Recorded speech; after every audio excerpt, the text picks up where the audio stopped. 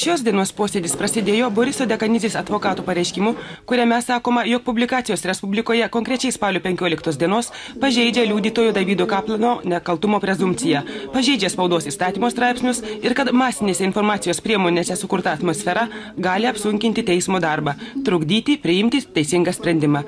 Todėl Boriso Dekanidzės gynėjai prašo pridėti publikaciją prie bylos ir bylos nagrinėjimą, kol aprims aistros spaudoje, skelbti pertrauką. Valstybinis kaltintojas Artūras Paulauskas sakė, jog spauda dirba savo darbą, teismas savo. Tada galime prijungti prie bylos ir Lietuvos ryto publikacijas ir Litpolinter televizijos laidą, sakė prokuroras.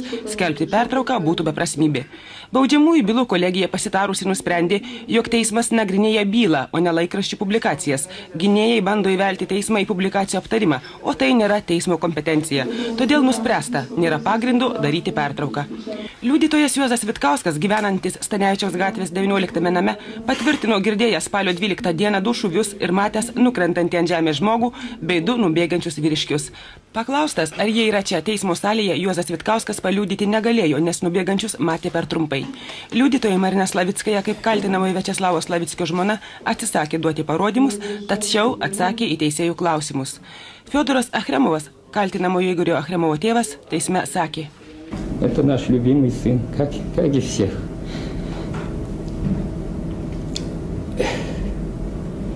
Хороший сын был, очень хороший. Учился хорошо, спортом занимался хорошо все время, был исполнительный. Жили мы дружно. Я и теперь не верю, что мой сын мог убить человека. Bet jis prisipažino tai padaręs, sakė teismai pirmininkaujantis Vytautas Greičius. Liudininkas Tadeušas Vasilevskis sakė, visus kaltinamosius pažįsta, apie Vilniaus brigadą žino tik iš spaudos. Nors parengtinio tardymo metu sakė manas, jog vienas iš brigados vadovų esas Borisas Dekanidzė. Liudytojas Eduardas Bogdžiul taip pat teigė, jog apie Vilniaus brigadą žino tik iš spaudos.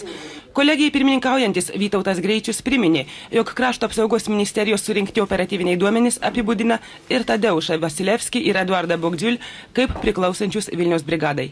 Kadangi šiandien buvo kviesta 10 liudytojų, atvyko tik 5, kolegija po pietų siūlė peržiūrėti jau apklaustų kaltinamųjų ir liudytojų video medžiagas. Boriso Dekanidzės gynėjai siūlė papildomai įtraukti į bylą dar 2 liudytojus – Julijų Kadanovą ir Romaldą Pinkovskį. Tačiau teismas šį siūlymą atmetė, nes to būtų per daug nukreipta nuo bylos esmės. Popietinėme posėdėje buvo peržiūrėta video juosta, kurioje užfiksuotas kaltinamojo Igorio Achremovo parodymų protokolas, kaip, kada, kokiomis aplinkybėmis spalio 12 dieną buvo nužudytas žurnalistas Vitas Lingys. Rytoj pagal proceso numatytą darbo tvarką turėtų būti apklaustas liudytojas Georgijus Dekanidzė.